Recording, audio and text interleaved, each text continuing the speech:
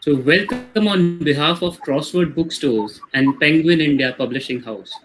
So, first of all, a warm welcome to our guest today, Shekhar Kapur sir, and our author, Sam Pitroda sir. So, good day to y'all, because y'all, I guess the viewers and y'all, so Shekhar sir is in London, Sam sir is in Chicago, and our viewers are also watching from different time zones. So good day to all of you, and welcome once again on behalf of Crossword and Penguin India. We have gathered here virtually in these times, in these day and age, for one more book launch, and that is, we are going to witness an historic book launch event today with the intellectuals, and it's really a privilege to be part of this book launch. So thank you once again. And before we get the conversation starting, I would just like to formally introduce our author and the guest for today. So I would start with Shekhar Kapur sir. Everyone knows him for his movies. We have loved him. He's an Indian film director, actor, and film producer, known for his works in Hindi cinema and international cinema. Who could forget, like Mr. India and Elizabeth, especially. But he made his beginning in the career from, recurring role in the TV series Khandan, which became like a household name. And then he went on to, for his directorial debut and the cult Bollywood movie film Masu in 1983. So that's about Shekhar Kapur sir. Good day once again and welcome. I would move on to the author, Sam Pitroda sir. He's popularly known as the father of Indian computer and IT revolution. Sir is an internationally recognized telecom inventor, entrepreneur, development thinker, and policy maker who has spent 50 years in information and communications technology and related global and national development. Pitroda has served as an advisor to the Prime Minister of India on public information infrastructure and innovation with the rank of a cabinet minister. Sir is also a founding chairman of 5 non-profit organizations, including the India Food Bank, the Global Knowledge Initiative, and the Institute of Transdisciplinary Health. He holds around 20 honorary, PhDs, close to 100 worldwide patents, and has published 5 books and numerous papers. He currently lives, as I said, in Chicago with his wife. So welcome on board. Thank you, and we are really eagerly waiting for the wonderful opportunity and conversation to take forward. So request Shekhar sir to take the proceedings and the conversation ahead with Sam sir. Thank you. Thank you. Hi, Sam. Hi, Shekhar. How are you? Good, good. So, listen, we've known each other for so many years. We worked together, thought together, wanted to work together more than we have. Maybe this is the opportunity to reconnect and work together. But let's go dive in. Tell me the title of your book. Yeah, we all know that we need to restructure the world, but your book goes into great detail on where the restructuring is needed. Why? Tell me about restructuring. There are certain aspects that you take down, that these are the avenues and the areas we need to restructure it. Just tell me the beginning of the thought. Just beginning, the absolute beginnings. Thank you. Thank you, Shekhar. First of all, Shekhar, I personally want to thank you for doing this. I know how busy you are. I know you are editing your film, and in between, you have to take time off for this. So special thanks to you. Also special thanks to Penguin for publishing the book, and to Crossword for making it available, the book, to large number of people. The idea of the book has been on my mind for almost 7-8 years, because I was born just about the time world was designed. I was born in 1942. Last design of the world was conceived just about that time, when US took the lead and decided to set up UN, World Bank, IMF, NATO, WTO, WHO. All of these institutions were created from the last design of the world. So when I looked at my own journey on hyperconnectivity, from the time I got involved in telecom and IT to now, I find that hyperconnectivity has played a very important role in restructuring our society. Transistor was born after I was born. Transistor was born in 1947. And that created a whole new revolution to democratize information. And when I look at world today, I find that the design conceived 75 years ago basically doesn't work. That design did do well in terms of building Europe, building Japan, providing peace, then lifting millions of people out of poverty. But at the same time, that design has created inequality. It has not eliminated hunger, poverty, and it has created huge blunder on environment. So that's why I felt that it is time to put my thoughts together. Look at the design at the time I was born. Look at what has happened in the last 75 years. And if I had an option, how would I restructure the design? And the idea was not to have a revolutionary change, but have an evolutionary change. Recognize that a lot of good happened because of that design.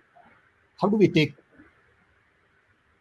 that design to the next level to really take humanity to the next level? We have two options. We can go on with the design we have, continue to build inequality, stress, violence, okay, or take a pause and say, hey, this is the time to do something. And I think Corona crisis forced me to write the book because I was locked up at home for a whole year. And I thought this is a good way to use my time to put all my thoughts together, because Corona crisis also told me that we are all interconnected, interrelated, interdependent, biologically and also technologically. And So, that's what Simon, it was. sorry, Yeah. go ahead. No, that's No, it.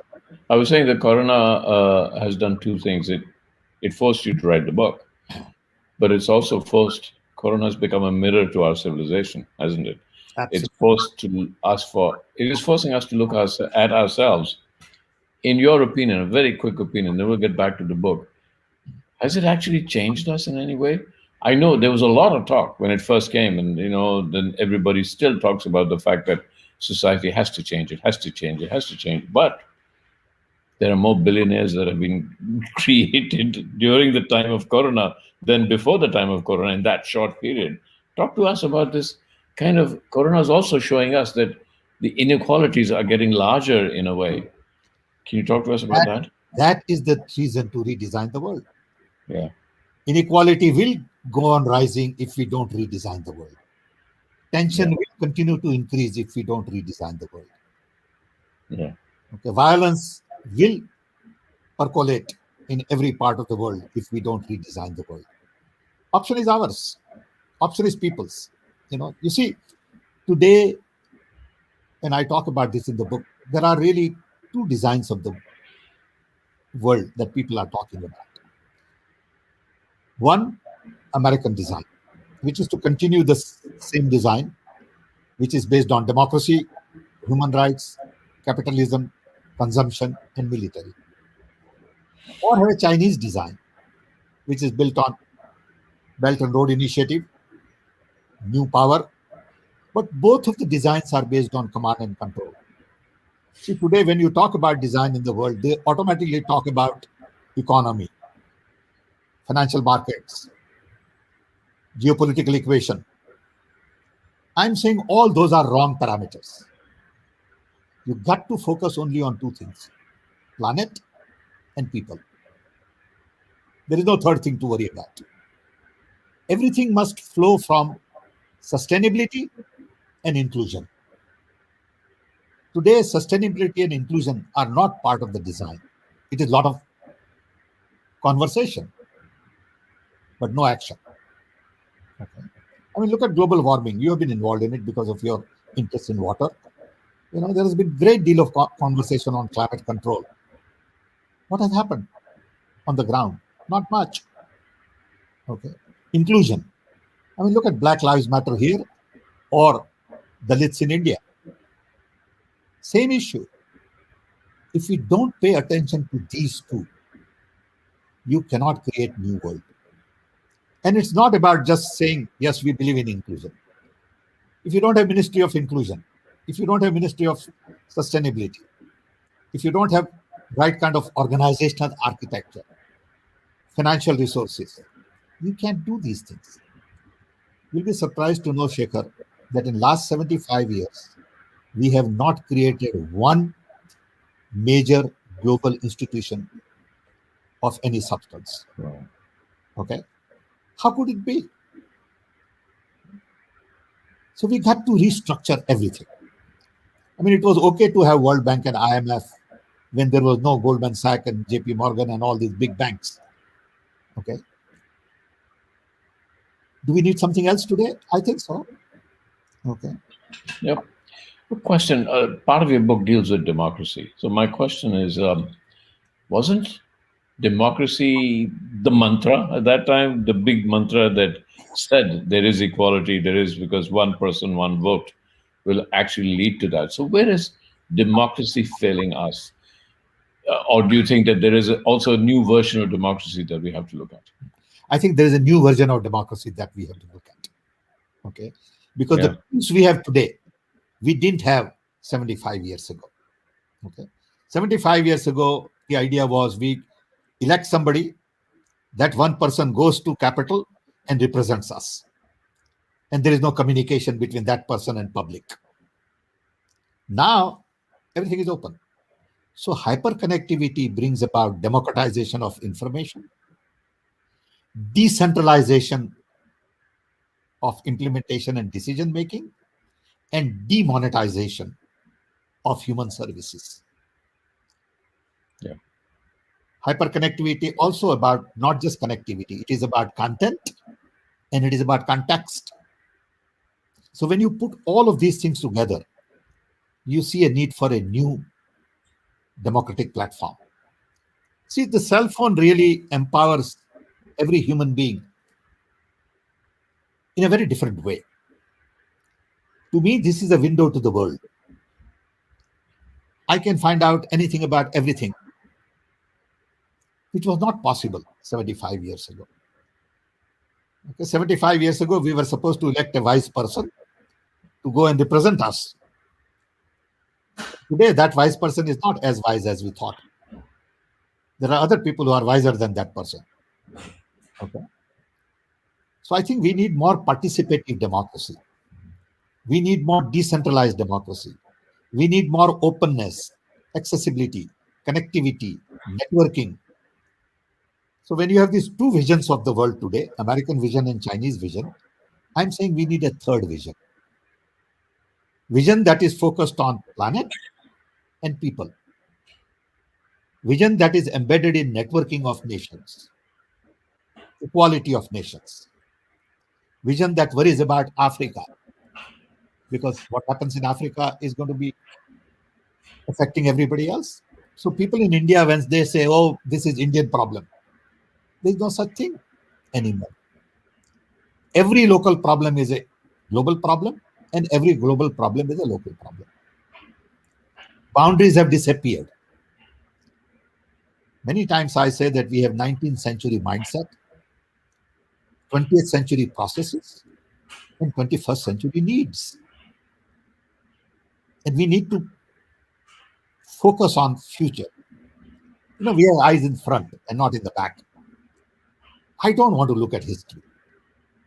I respect it, but I don't want to go back. I want to look at future. And future is all about science. Future is all about equality, humanity, sustainability. Okay. Future is not about religion. Future is not about differences. Future is, about diversity. But today, look at what is going on in, uh, Israel today. The fight.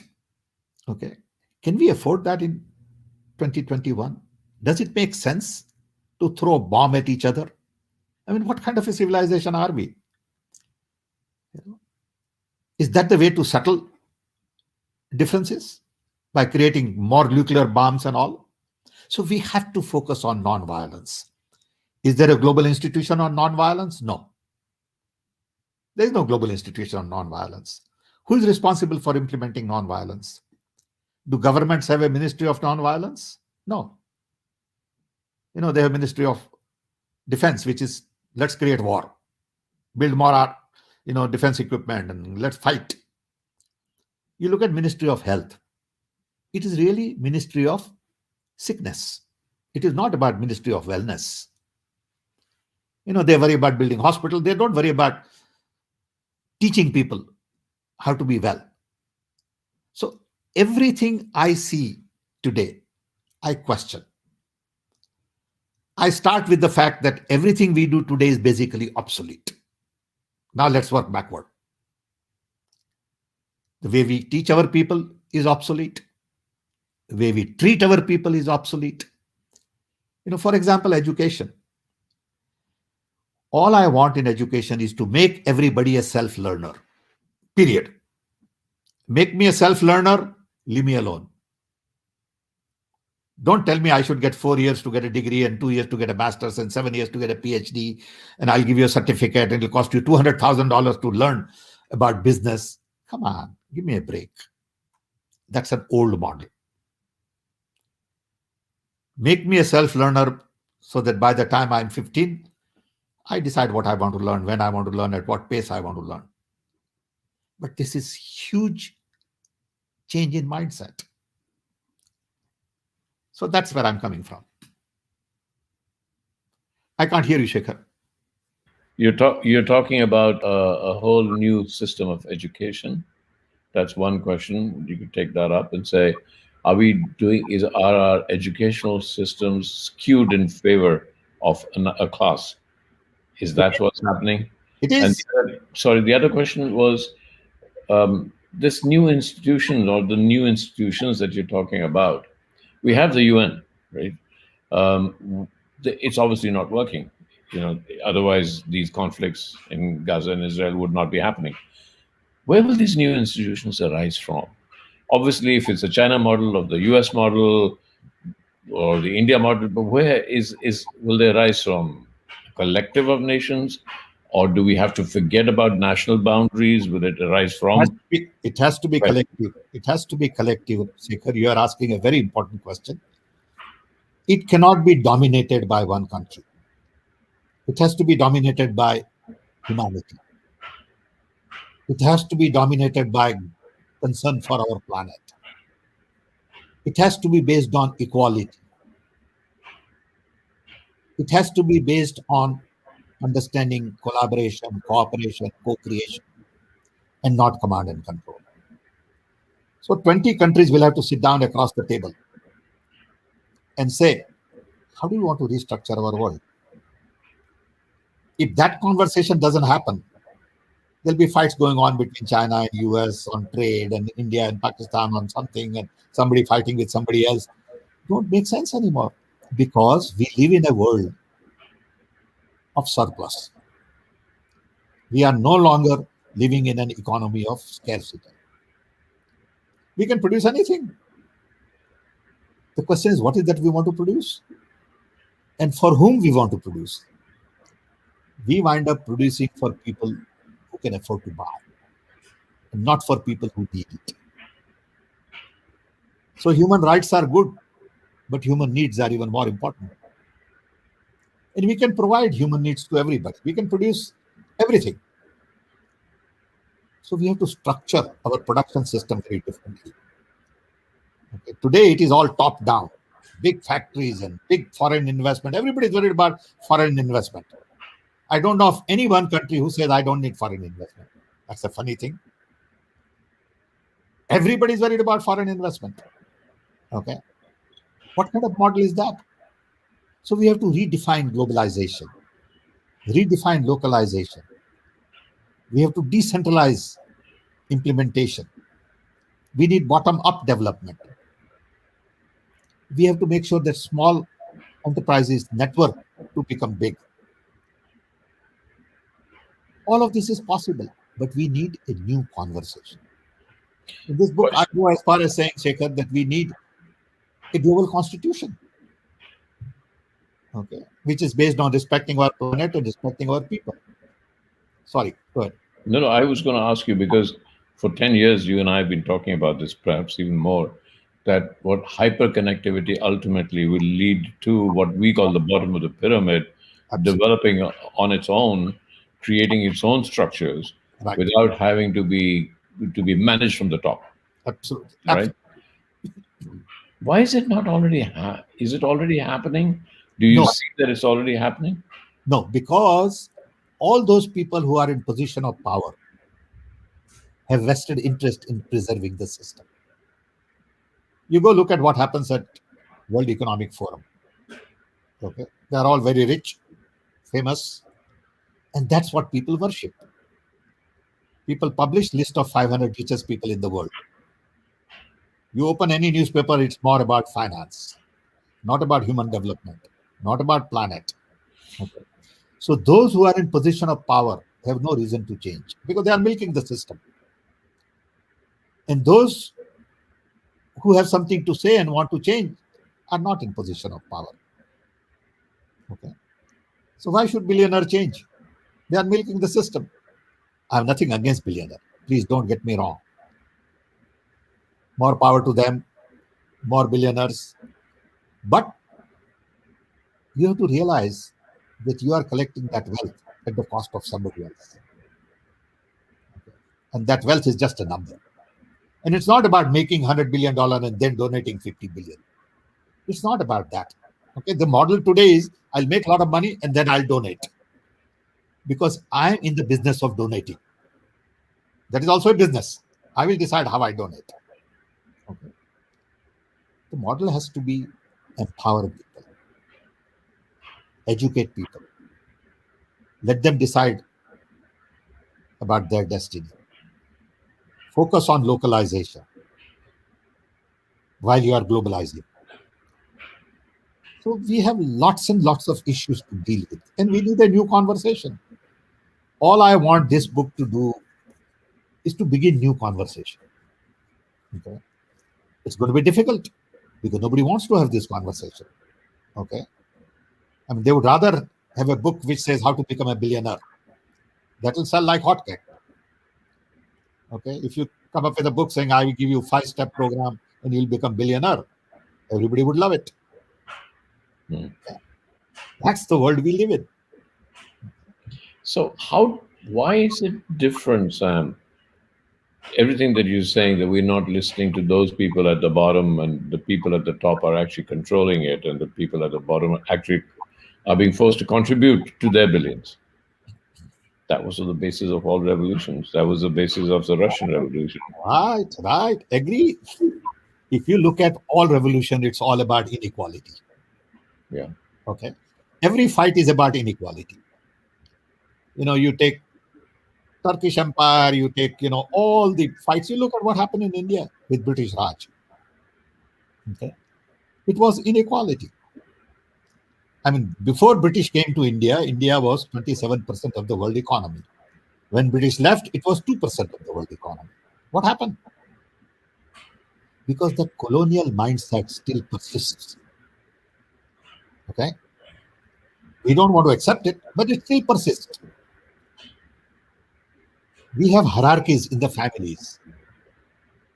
We need to break hierarchies. We need more egalitarian system. Okay. We need to get rid of feudal mindset. Okay. When I see a lot of these images where people have all these, medals and everything hanging on their dress and all, and I said, "Oh, what is this in this day and age? What are they trying to display?" Okay. Hmm. You see, I said, they look like clowns. But people respect that, saying, I got this medal and that medal, and I got cap and I got, lapels here. Come on. I'm questioning all that. Saying be normal, be humble, be simple. When I look at my grandparents who were not educated at all, who didn't even know how to read or write, but they gave me world which was simple, poor, but clean. With a green forest, rivers you could drink from, pond you could take a bath in, okay, air you could breathe. But then population was maybe 3.5 billion or even less. Now it is close to 8 billion. And the world I'm living for my grandchildren is very complex, is rich comparatively, and it's polluted. Okay. How do I fix that? I mean, it's all there. It's not rocket science, but somehow we ignore it. Nobody speaks, and we need to create new voice. There are millions like us who are concerned about larger cause, who are not chasing money, okay, who have public interest at heart. Can we bring all of these people together and raise voice and say, hey, wait a minute, what is going on in the world today is not good. Okay. How can you have a one guy whose salary is $100 million and the same factory person can't even make, living? That inequality has to be questioned. And do you think that this new voice will come? Do we have to cross national boundaries and regional boundaries? Do we Absolutely. have to get rid of national boundaries, regional boundaries to form a collective new voice? Absolutely. And that's what internet does. That's what hyperconnectivity does. Look at it. You are in London, I'm in Chicago, the program is in India. And there are people from Australia watching, there are people from, all over the world watching. Okay. That's So, beauty. yeah. So hyperconnectivity is galloping into hyper connectivity every day. Every day you wake up is a new way of connecting people. Sure. And yet everything that you read about connectivity, I believe there's a common good in connectivity, but if you ask people around, they all say connectivity, fake news. Connectivity, people are dominating connectivity. I mean, there's one corporation, Facebook. A few corporations are also dominating our ability to connect, and dominating the way we connect. They create those. How do you, or do you actually think that we should get rid of monopolistic ideas or monopolies in connectivity? See, there are several aspects of connectivity. One is I don't have to be part of Facebook, Twitter, anything, and still be connected. Okay. I don't have to watch what's going on those platforms. I normally don't. Okay. So I have to decide what I value and what I don't value. If I want to broadcast myself all the time, that I went to a party, I did this, I did that, okay, maybe I use Facebook. But if I don't want to broadcast myself too much, I still have hyperconnectivity to explore the world. Go search this, go learn that, go take this course. Okay. So I think these platforms are, in a sense, not doing public good because they are based on two fundamental flaws, according to me. One, they are based on a business model which says more clicks, more money for them. More people register, bigger number. So I can register on this platform as 10 Sampitroda, Sampitroda 1, Sampitroda 2, Sampitroda 3, Sampitroda 10. Okay. This gives me an opportunity to have unauthenticated behavior. So I can hide behind that and say all kinds of things about Shekhar Kapur or about Sam Pitroda. I want internet to be broken into two. True internet, identify that I am Sam Pitroda. Whatever I say, I take responsibility for it. And a false internet, where I'm going to hide and say whatever I want to say. Nobody wants to do that because that will affect their revenue. So again, you have a business model problem. Okay. But I think it will get settled over a period of time. People will realize what is right and what is wrong. People will understand that this is, truth and this is lie. Yeah. Sam, two questions. We'll come to one question that you talked a lot about in your book is the idea of GDP. What is GDP? I've always wondered. There's always this thing that if every woman that was a housewife was supposed to be paid for the duties of what a housewife, not duties, what a housewife does in terms of looking after the house, looking after the children, looking after kids, India's GDP would be multiplied 10 times if you put a value on it. But remember, GDP also is about building guns. Yes, that's what I'm asking. What is GDP? Handling prison. Yeah. I mean, is that GDP you want? Yeah. Okay. But So that's the problem. why is GDP become? Does it have any relevance now in our world? Why is all economics models are based around GDP? And I keep wondering, what is this GDP? Why are That people was part of addicted the to it? design. No, Shekhar, that was part of the design. Saying, I will judge you based on your gross domestic product. I talk about this in a book. Yeah, I know. Came to me in 88, 89 and said, look, India is broke. I said, how could a country of this size be broke? What do you mean India is broke? He said, you have only foreign exchange for 7 weeks of import. I said, wait a minute. What's the value of my Taj Mahal? What's the value of my Madurai temple? What's the value of my paintings? He said, oh, that doesn't matter. I said, what do you mean it doesn't matter? On one hand, you talk about, human capital, but human capital is not part of the equation. Okay. So to some extent, it's a racket which has been propagated. People believe it. Fine. It's okay. I'm not an economist, but I want different kind of measurement. Now with big data analytics, I can look at all my asset. If I have a copper mine, on whose balance sheet is it? Okay. You can't look at my bank balance as a nation, and that also in foreign exchange, and then decide how well I am. Who decides whether I'm a developed country or developing country? Okay. So it's all created as a design to say, oh, you are not yet developed because your per capita income is only 2,700 rupees or dollars. Come on. Is the development imply only production? Is there human development? Am I at peace with myself? Am I creating economy by fighting with people? Okay. I mean, these are the issues we need to debate. Yeah. There's when we look at civilizations that have gone by a lot, whenever we look at them, we don't measure them by their GDP, we measure them by their art. And I wonder what will happen if we measure ourselves today, as by our art and by our creativity. Oh my God. Well, it's one of the richest nations in the world you will be in India. Yeah.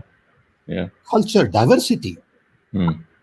Look at the diversity in the world. We don't celebrate diversity. We fight diversity. I mean, what kind of a civilization are we? Where we fight diversity, saying, oh, you are different, you believe in something else. I'm glad you believe in something else. I love you for that. Okay. I talk about this in my book also. I said, look, you look at Security Council, okay, at the UN. If you have 1.5 billion people from Islam and 1 billion people or so from India, why aren't these two on the Security Council table? Why? Hmm. And then if I say this, somebody from India would say, oh, why are you promoting Islam? That's not the point. Point is very different. Point is, do we have fair representation for everybody? Okay. Are we really concerned about including everybody in the system? Okay.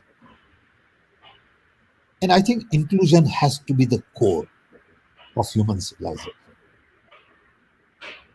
I'm big on inclusion. Don't judge me based on what I look or my skin color or my religion. I'm a human being. Respect, dignity is important for everybody. Equality, access opportunity, and then there won't be fight. Fight is all about you are blocking somebody. Then there is a fight. Black Lives Matter here is a fight. You look at what goes on. You know, Yeah. Dalits in India is a fight. Yeah, Yeah. So, how do we begin? I mean, look, I'm inspired. I read your book. I felt very inspired by your book, by your thoughts. Very so contrary thoughts you put into our currently accepted ideas. I've always wondered about democracies. It was supposed to do what you were talking about. It was supposed to bring in equality. It was supposed to bring in sustainability. It was supposed to do all of that. Why hasn't it done that?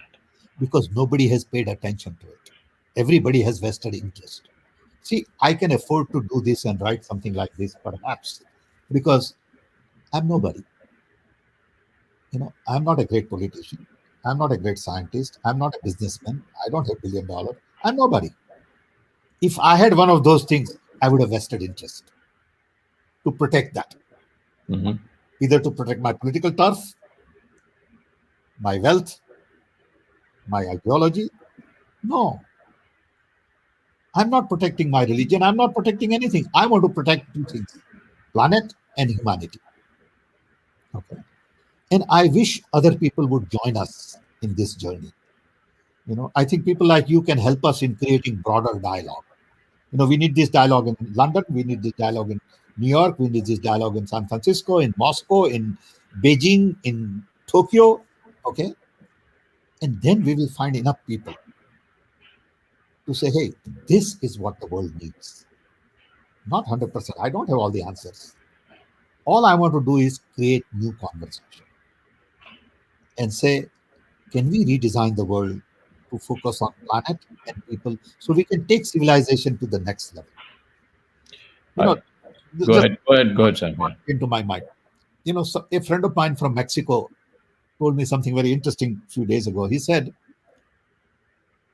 that when the rocket takes off, there was a time, or there is a time when you have to let the boosters drop. If you don't drop the boosters, you can't go any further. I think we are at a point we got to drop the boosters, which is what we have.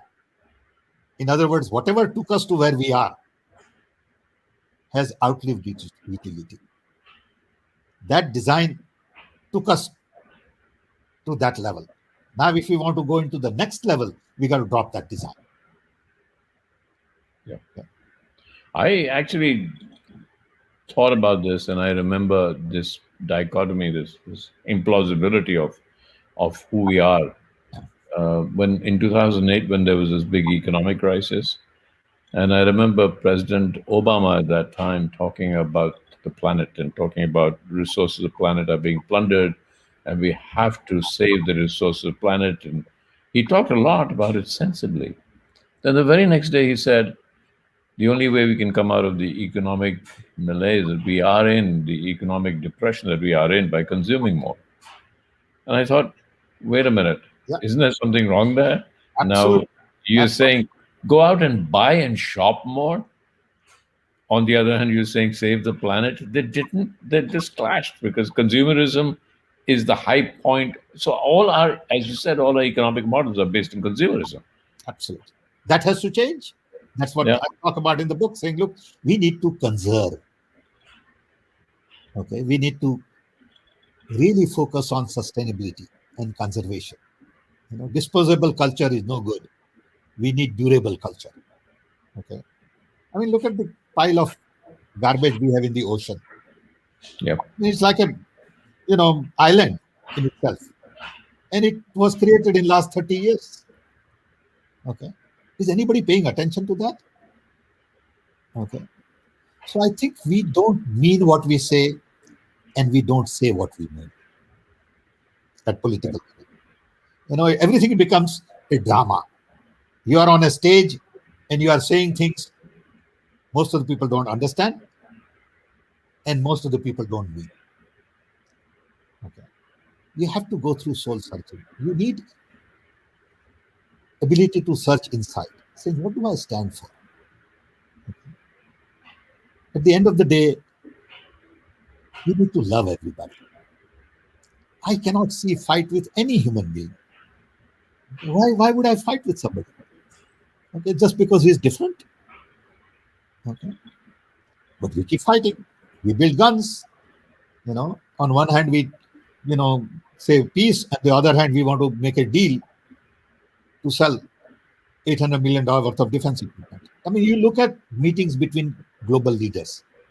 It is basically marketing guys meeting each other. What do they do? They do trade deals. Okay, and then everybody claps and say, "Oh, what a wonderful meeting we had." Why? Because we sold some equipment, we did some trade deal. No, nobody talks about human development. Nobody says, "Look, how can I help you?" America has largest number of people in prison. Okay, nobody talks about it. I know in Chicago there are people who cannot come up with $500 bond, and they are locked up. Okay, I mean, what kind of a society is that? Nobody wants to talk about it. You know? Yeah. And whenever I read newspaper comments about so many of the conflicts that are going in Yemen now, in Gaza, everywhere, nobody talks about where the arms came from. Exactly. You know that those arms came from the very people that are saying, "Hey guys, you have to create peace," and yet they are also the Stop arms supplying manufacturers. arms, stop supplying arms, and there'll be peace.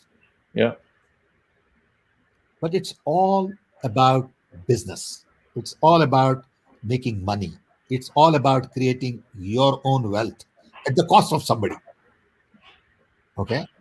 I have no problem killing somebody as long as my wealth gets created. I mean, this is sad.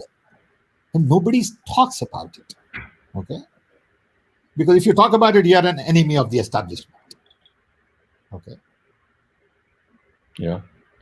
Do you think we need to reevaluate what the idea or the meaning of the word ownership is? Yeah. And we celebrate ownership. When I see that somebody's worth $150 billion, what does that mean? Nothing. It Nothing. means nothing. It's a number. I A would number. worry about trusteeship. I am more convinced of Gandhian idea of trusteeship.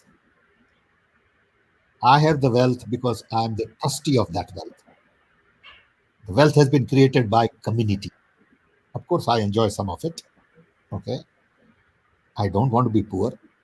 But what is the idea of being rich with $100 billion? What do I do? Okay.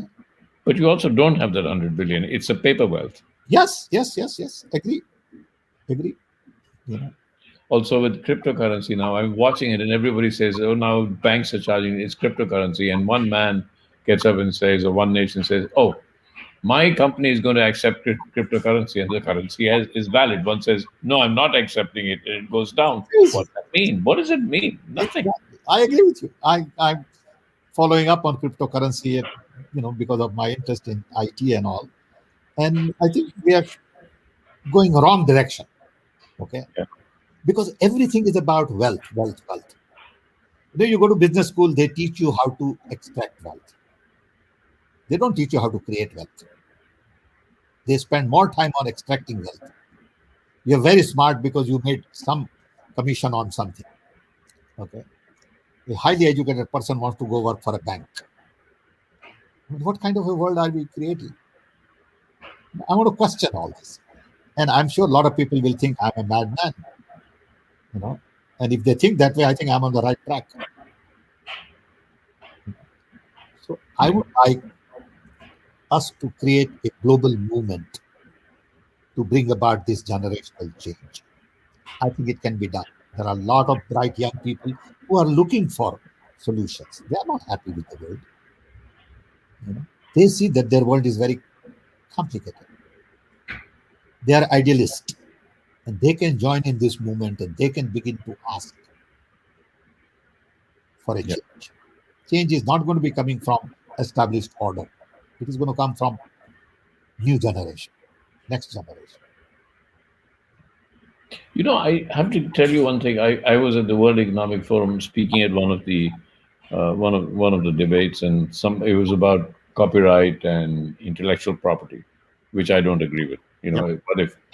What if the Mahabharata had intellectual property in it? What if Einstein's equation of relativity had intellectual property on it. But it was a very simple thing which really tells me what. So there was a man there who owned, I can't name the brand, but one of the largest clothing brands. And he said, my problem is in India, I can't sell because there's this place called Dharavi, which is a slum. All they do is they take a normal shirt and they print my brand on it and they make 100% profit on the sale of that. And I said, well, that tells you what your brand is worth. You should be happy. They said, I don't get the money. I said, no, because they need the money to feed their children. Right, So exactly. you should be okay. They need the money to feed their children. So they put your brand on it and they sell it. That's how we operate. And you know what he said? He said, how would you feel if medicines were sold like this, unbranded and false medicines? I said, you don't understand this world, do you? You're equating branding of a T-shirt with life-saving medicine. Right. Where do you come from? Yeah. You know, No, he said, I want to protect my income. yeah. And for that, I have to, misrepresent. I'll misrepresent. I don't even, think about that. Okay, that's Yeah. maybe we should take some questions now. Yeah. I don't know what. I see a lot of comments coming in. Okay. Hello, I think our crossword colleagues were going to guide us. Mhm. But Shekhar, we need you in this movement, really, as a friend and well-wisher, because I know how you think. And we hundreds of us, we have this group on Thursday that we meet. They're all great people. Okay. Yeah. We need more and more people to talk about this. Not that we have all the answers. Okay. No, but not having the answers is also the best way to be, because this world is being dominated by people who say, because we have the answer, follow us. So you'll follow them, and then you realize that they're creating the answer that they want for themselves. Exactly. I think it's really important not to have defined answers, because definition also creates monopolies. The whole idea of I have defining said that ignorance is a great asset. Yes. Yeah, I agree. To question, to constantly question, to constantly question, say maybe this, maybe that. That is how it should be. Yeah. Harshit, is it Harshit from Crossword? Yeah, Harshil. Good. Yes. Hey. Please guide us and see what questions are coming. Yeah, sure. So there were really interesting questions, and first of all, thank you for the conversation. It was really insightful, and you all both pointed out like where the world should, or the direction, at least the direction you all have spoken about in the conversation. So wonderful conversation. First of all, thank you both the gentlemen. So the first question I would like to ask from the viewer Arun G. So this is about the conversation. He is saying, a question with power playing role among nations. What is the way out in relation to creating institution you are talking about? Sam, sir, if you would like to answer that. Like I said, Shekhar asked this question earlier in a different way. How do we start? And the only way to start is to bring few countries on a table and saying, do we want to continue with the design we have and create conflicts in the world, inequality in the world, ruin our environment, or we want peace and prosperity for all, inclusion, diversity, we want sustainability. Let's agree on some fundamentals. If we agree on fundamentals, in a sense, create a global constitution, then we have a platform to talk. Global constitution to me would imply that we all agree we need to take care of our planet first. Because we need planet. Planet doesn't need us. Okay. Then we believe in life and liberty for everybody. We don't want to kill anybody. Can we agree on 5 basic principles that world can work together on? And I think then you have a good start. But you need that kind of leadership. World today does not have the kind of leadership world needs. All leaders are petty fellows, unfortunately. Pardon me for saying it. They are self-centered. They are egoistic. Okay. They want to promote themselves. They are not servants of the people. Okay. You don't have Gandhis and Mandelas and Martin Luther Kings of the world. You need those kinds of leaders today. There are very few. You can count them on your fingertips. Okay. If you have leaders who are selfish, you can't get these things done. And you also need leaders who are wise. See, a lot of these leaders are uneducated, petty, pardon me for saying it, and have no understanding of anything. World needs lot many more wiser people. People who are committed to sacrifice, larger public good. And then things will change. Okay. Thank you. I would move on to the next question. This is by Pratik. So he has asked interesting question. What are the fundamental challenges of the hyperconnected world? I think fundamental challenges are to network people. Like Shekhar said, network like-minded people irrespective of borders.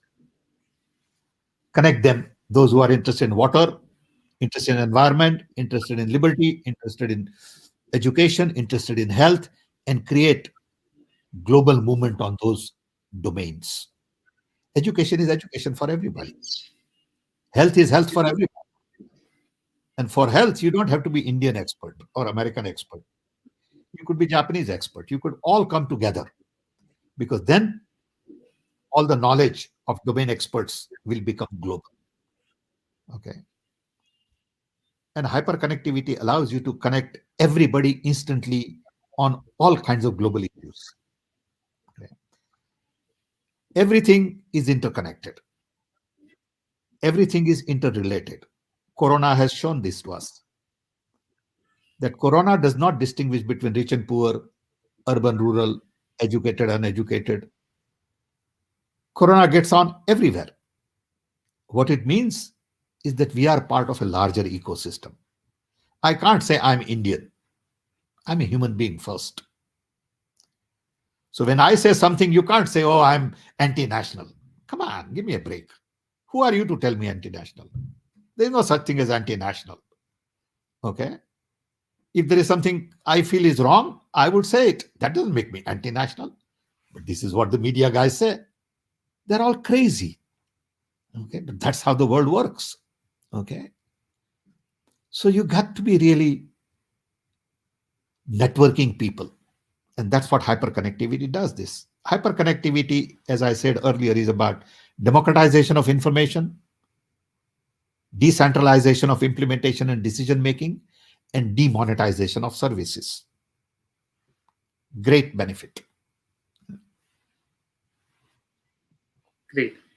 Thank you. I would move to the next question, which is by Anoop, and something similar to the question which I also had.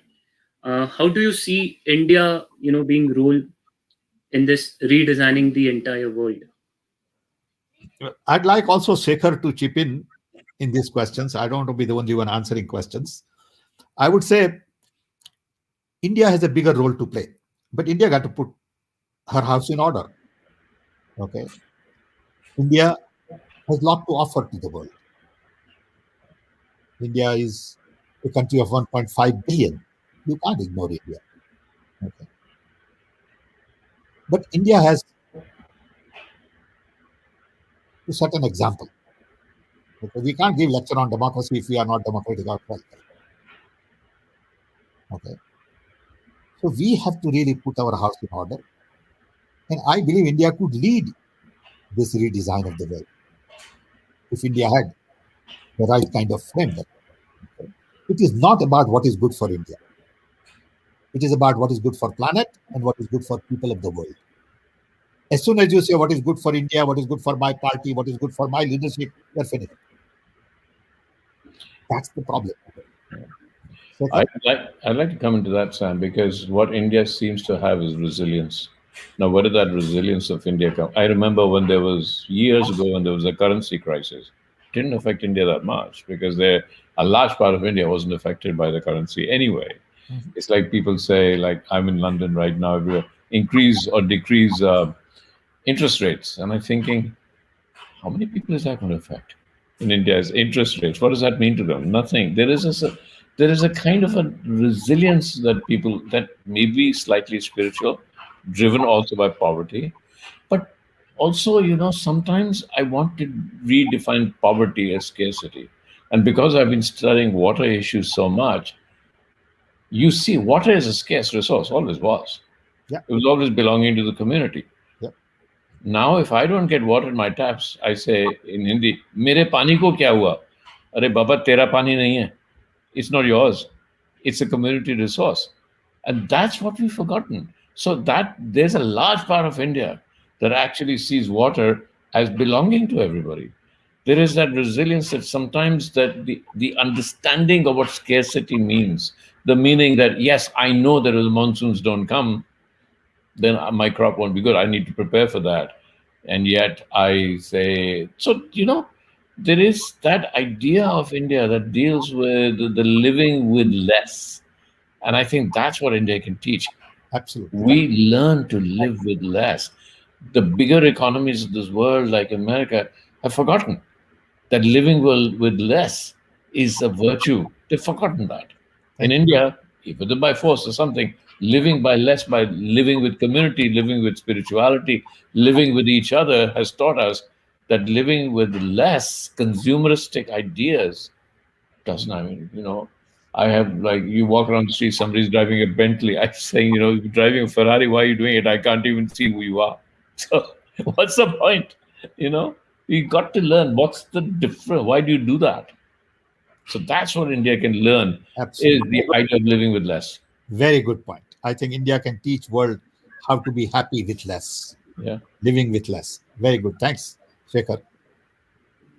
So I would just ask the last question. This is from Amit S. Your thoughts on challenges of AI, artificial intelligence? Well, artificial intelligence is just a tool. Okay.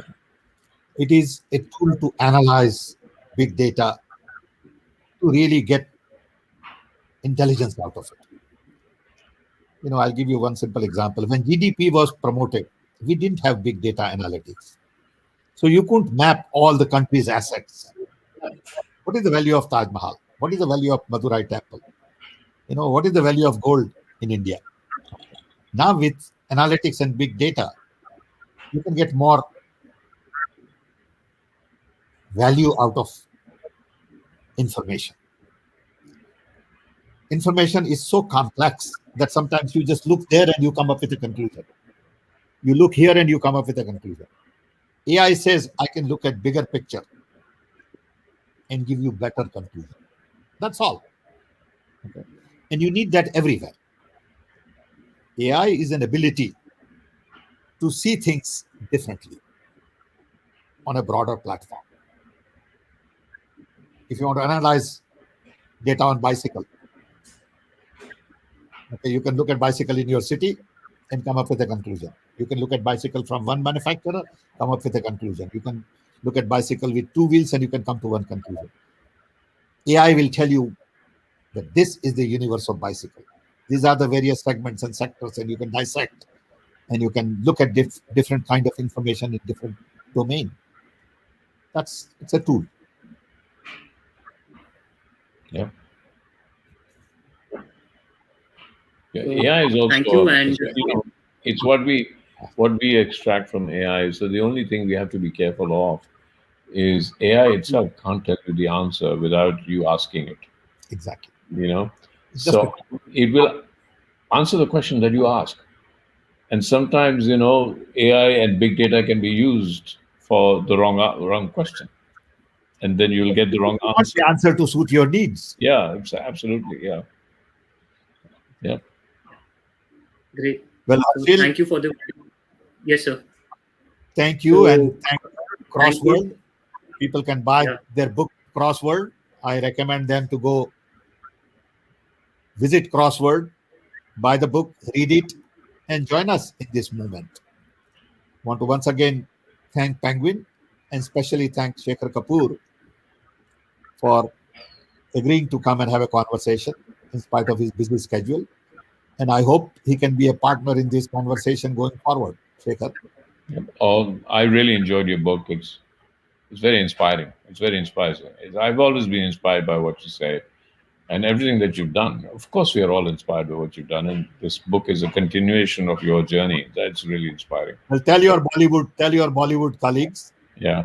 okay, because they can spread it much faster than I can do in my lifetime. Well, you have hyperconnectivity. Yeah, Yeah. great. Thanks, everybody. Thank you. Thank you. Thank Thank you. you. Thank So you. nice. Yeah.